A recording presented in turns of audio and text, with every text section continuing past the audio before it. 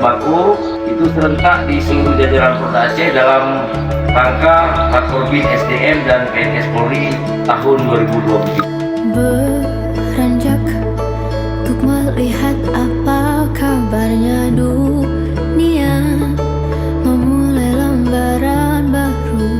Assalamualaikum warahmatullahi wabarakatuh. Terima kasih kepada Bapak Polisi dan Pak Polres sama Bapak TNI yang telah memberi sembako untuk kami. Kami menerimanya dengan penuh harapan, dengan keikhlasan. Alhamdulillah, semoga bapak-bapak ini diberi rahmat oleh Allah.